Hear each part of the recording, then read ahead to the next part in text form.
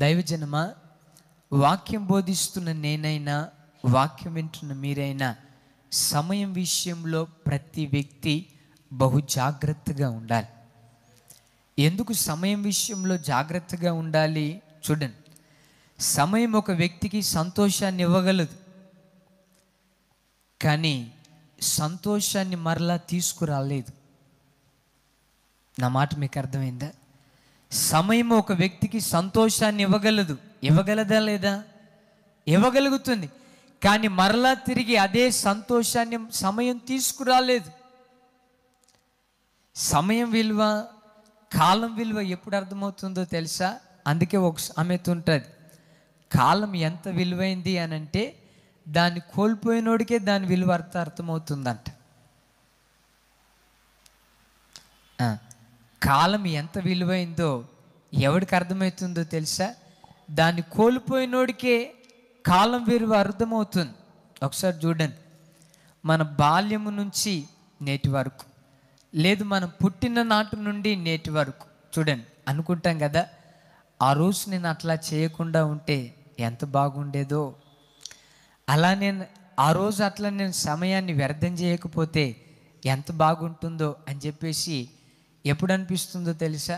సమయమంతా దాటిపోయిన తర్వాత, సమయమంతా వృధా అయిపోయిన తర్వాత ఆ రోజు నేను అట్లా చేయకుండా ఉంటే బాగుండేదే అనిపిస్తుంది. దైవజనమా, సమయం ఎప్పుడు ప్రాముఖ్యమైనది. అందుకనే సమయాన్ని, కాలాన్ని 3 భాగాలుగా విభజిస్తారు, 3 భాగాలుగా విభజిస్తారు. ఒకటి గతకాలం. గతకాలం అంటే గతకాలం అంటే పాస్ట్. రెండోది ప్రెజెంట్. మూడోది భవిష్యత్తు కాలం. గతకాలము, వర్తమాన కాలము, భవిష్యత్తు కాలం. ఒక వ్యక్తి జీవితంలో సమయం, ఒక వ్యక్తి జీవితంలో బహు విలువైనది. ఈరోజు వాక్యం వింటున్న దైవజనమా, రోజుకొచ్చి 24 గంటలు కదా, రోజుకొచ్చి 24 గంటలు కదా. 24 గంటల సమయంలో సమయాన్ని నువ్వు ఎలా వాడుకుంటున్నావో ఒకసారి ఆలోచించు. నీ ఉద్యోగం కోసం నీవెంత సమయం కేటాయిస్తున్నావో, దేవుని సన్నిధిలో ప్రార్థనలో గడపడానికి ఎంత సమయం కేటాయిస్తున్నావో, సెల్ ఫోన్ దగ్గర గడపడానికి ఎంత సమయం కేటాయిస్తున్నావో, భోజనం దగ్గర నీ సమయం ఎంత కేటాయిస్తున్నావో, నిద్ర దగ్గర నీ సమయం ఎంత కేటాయిస్తున్నావో, బయట లోకస్తుల దగ్గర నీ సమయం ఎంత కేటాయిస్తున్నావో ఒకసారి ఆలోచించు. సమయం చాలా విలువైనది. సమయం ఎంత విలువైందో తెలుసా? సమయంలో ఒక పని చేయకపోతే ఆ తర్వాత పడే ప్రెషర్, ఏమంటారు, ఆ తర్వాత పడే భారం అంతా ఇంత ఉండదు. అవునా కాదా?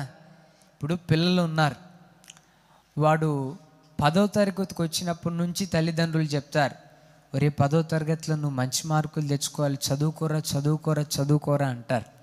వాడు చదువుకుంటానులే మమ్మీ అని చెప్పి సమయమంతా వృధా చేసి కరెక్ట్గా ఎగ్జామ్స్ ఇంకొక వారం ఉన్నాయనగా బుక్స్ అన్నీ తీసి ముందేసుకుంటాడు. బుక్స్ అన్నీ ముందేసుకొని మొత్తం అన్నీ ఇట్లా అంటాడు, ఏం అర్థం కావట్లేదమ్మా, భయం అవుతుందమ్మా అని చెప్పి. ఇంకొంతమంది పిల్లలకి జ్వరాలు వస్తాయి. ఎందుకు జ్వరం వస్తుంది? వాడు చదవాల్సిన సమయంలో చదవలా, హోంవర్క్ రాయాల్సిన సమయంలో హోంవర్క్ రాయలేదు. ఎగ్జామ్ వారం ముందనంగా బుక్స్ తిరిగేస్తాడు. 6 సబ్జెక్టులు వారంలో ఏం చదవగలుగుతాడు? దాని విలువ ఎప్పుడు తెలుస్తుందో తెలుసా? దాన్ని కోల్పోయిన వాడికే తెలుస్తుంది. దైవజనమా, అందుకే ప్రతి మనిషి సమయం విషయంలో జాగ్రత్తగా ఉండాలి. బైబిల్లో రాయబడిన మాట చూడండి ఒకసారి. ఎఫెసీయులకు రాసిన పత్రిక 5వ అధ్యాయం 15వ వచనం.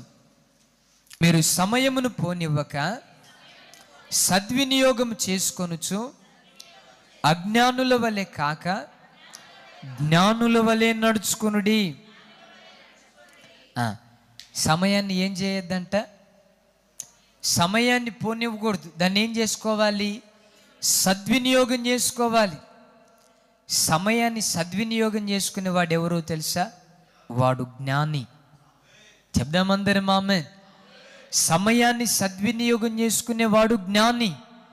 సమయాన్ని సద్వినియోగం చేసుకునేవాడు అని నేనన్నా వాక్యం అంటుందా? చెప్పాలి. నేనన్నా వాక్యం అన్నదా?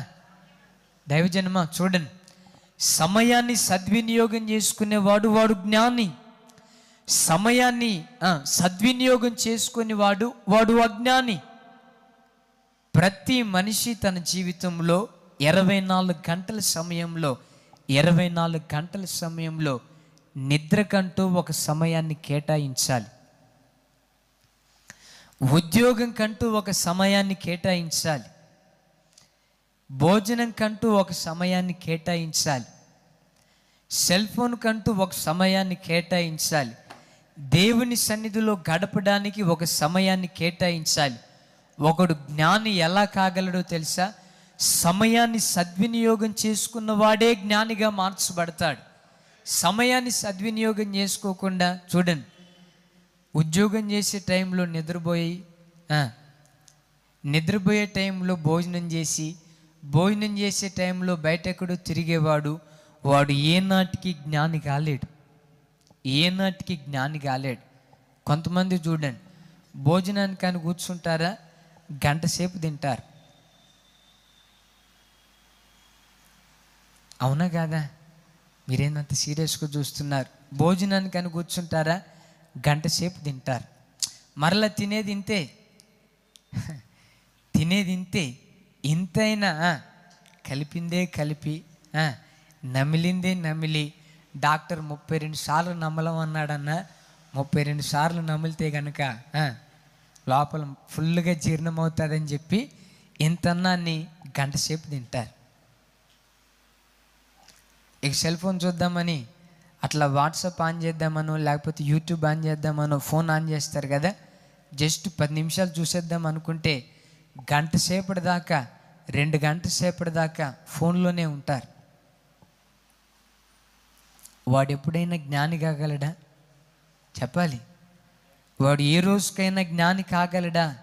పొరపాటున జ్ఞాని కాలేడు. దైవజనమా, నీ తిండి విషయంలో నీకంటూ ఒక సమయం ఉండాలి. సెల్ ఫోన్ చూసే విషయంలో నీకంటూ ఒక సమయం ఉండాలి. దేవుని సన్నిధిలో ప్రార్థనలో గడిపే విషయంలో, వాక్య ధ్యానం విషయంలో నీకంటూ ఒక సమయం ఉండాలి. ఏ వ్యక్తి అయితే సమయాన్ని సద్వినియోగం చేసుకుంటాడో వాడెక్కడున్నా ఏ రోజుకైనా జ్ఞానిగానే దేవుడు ఆ వ్యక్తిని నిలవబెడతాడు. చెప్దామందరం ఆమేన్. ఈ విషయంలో ఈ మాట చెప్పాలంటే నాకు భలే సంతోషం. దైవజనులు మా ఆత్మీయ తండ్రి జెర్మియా గారు ఉన్నారు కదా, సమయాన్ని ఎంత కూడా వేస్ట్ చేయడు. మా తండ్రి గారిని మా కళ్ళతో మేము చూస్తాం.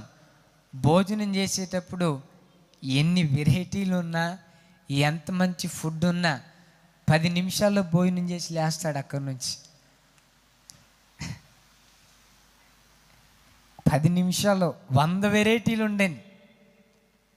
ఎన్ని రకాల రుచికరమైన భోజనాలు ఉన్నా జస్ట్ నిమిషాల్లో భోజనం చేసి లేస్తాడు అంతే. నా జీవితంలో నా 10 సంవత్సరాలు పరిచర్యకు వచ్చిన 10 సంవత్సరాల్లో మా తండ్రి గారు భోజనం దగ్గర అర్ధగంట సేపు కూర్చున్నట్లుగా ఈ రోజుకు నేను చూడలేను. జస్ట్ 10 నిమిషాలు. ఎవరితో ఒక గంట సేపు మాట్లాడినట్లుగా కానీ ఇప్పటి వరకు నేను చూడలేను. మా తండ్రి గారు ఎప్పుడు సమయాన్ని ఎక్కడ సద్వినియోగం చేసుకుంటారో తెలుసా? దేవుని సన్నిధిలోనే సమయాన్ని సద్వినియోగం చేసుకుంటాడు. మేము ఎప్పుడు ఫేతంకి వెళ్ళినా ముందు మాత్రం ఖచ్చితంగా బైబిల్ ఉంటుంది. ఎప్పుడు ఫేతంకి వెళ్ళినా, ఏ రోజు ఫేతంకి వెళ్ళినా, పొద్దున్న ఫేతంకి వెళ్ళినా ఎదుట బైబిల్ ఉంటుంది. మధ్యాహ్నం ఫేతంకి వెళ్ళినా ఎదుట బైబిల్ ఉంటుంది. సాయంత్రం ఫేతంకి వెళ్ళినా ఎదుట బైబిల్ ఉంటుంది. కొన్నిసార్లు ఏదైనా పని మీద మధ్యరాత్రి 12ంటికి వెళ్ళినా వాక్యం చదువుకుంటూనో లేకపోతే ప్రార్థన చేసుకుంటూనే ఉంటాడు. ఒకసారి చూడండి, ఒక వ్యక్తి జ్ఞానిగా మార్చబడాలి అనంటే సమయాన్ని సద్వినియోగం చేసుకోవాలి. ఈరోజు వాక్యం వింటున్న దైవజనమా, ఒకసారి నువ్వు ఆలోచించు. నీ జీవితంలో సమయాన్ని సద్వినియోగం చేసుకునే ఆ మంచి ఆలోచన నీకుందో లేదు? గంటల తరబడి సమయాన్ని ఎక్కడైనా వృధా చేస్తున్నావేమో, గంటల తరబడి సమయాన్ని ఎక్కడైనా నష్టపరుచుకుంటున్నావేమో, గంటల తరబడి ఎక్కడైనా సమయాన్ని వృధా చేసుకుంటూ నువ్వు జీవిస్తున్నావేమో. దైవజనమా, సమయం చాలా విలువైనది, సమయం చాలా ప్రాముఖ్యమైనది. నీ జీవితంలో డబ్బు పోగొట్టుకుంటే మరలా సంపాదించుకుంటావు, ఉద్యోగం పోగొట్టుకుంటే మరలా సంపాదించుకుంటావు, నీ జీవితంలో ఆరోగ్యం పోగొట్టుకుంటే మరలా తిరిగి సంపాదించుకుంటావు. కానీ 2025 సంవత్సరం ఆగస్టు 17వ తారీఖు 7:08 అవుతుంది, ఉదయం 7:08 అవుతుంది. ఈ సమయాన్ని కనుక మనం పోగొట్టుకుంటే నీ జీవితంలో ఎంత ప్రయత్నం చేసినా ఈ సమయాన్ని పొరపాటును నీవు పొందుకోలేవు. సమయాన్ని ఎప్పుడు సద్వినియోగం చేసుకోవాలి, సద్వినియోగం చేసుకోవాలి. చూడండి, గంటల తరబడి మనం నిద్రపోవడానికి ఇష్టపడకూడదు. కొంతమంది చూడండి. ఆ మధ్య నేను ఎవరో నాకు పంపిస్తే నేను చదివాను. బెంగళూరులోనో మహారాష్ట్రలోనో ఎక్కడో, మొత్తానికి తెలియదు, నాకు అంత కరెక్ట్గా గుర్తులేదు. ఒక ఆమంట 11 లక్షల రూపాయలు సంపాదించుకుందంట. ఎన్ని లక్షలు చెప్పాలి? ఎన్ని లక్షలు? 11 లక్షల రూపాయలు సంపాదించుకుంది. ఆ వార్త చదివి 11 లక్షలు ఎట్లా సంపాదించుకుందిరా, లాటరీ ఏమైనా దొరికిందా అని చెప్పి నేను చదువుతూ ఉన్నాను. 11 లక్షలు అన్నా, అది చూసారా మీరు? నేను చెప్పింది కరెక్టేనా? 11 లక్షలు ఎట్లా సంపాదించుకుందో తెలుసా? ఏమంటారు, ఆ బెడ్ ఉంటుంది కదా, పడుకునే మంచం, కంపెనీ వాడు కొత్తగా దాన్ని కనిపెట్టి, మరి ఏం మొత్తానికి దాని మీద ఎన్నో గంటలు, నాకు అంత గుర్తులేదు, ఎవరు ఎక్కువ పడుకుంటారో వాళ్ళకి బహుమతి అని చెప్తే ఏకదాటిగా నిద్రపోయి మొత్తానికి 11 లక్షలు సంపాదించిందంట. అన్నా 36 గంటల. చూడండి, కొంతమంది ఉంటారు ఇక ఏకదాటిగా వాడిని లేపిన, ఒరే వర్షం వస్తుందిరా లెగడు, ఉద్యోగం రా లెగడు, కాలేజీరా లెగడు, ఏదైనా. ఆ తర్వాత 2 రోజుల తర్వాత సాయంత్రం ఎప్పుడూ లేచి, తెల్లారిందా మమ్మీ, తెల్లారి మధ్యాహ్నం అయిపోయి సాయంత్రం కూడా అయిపోతుంది.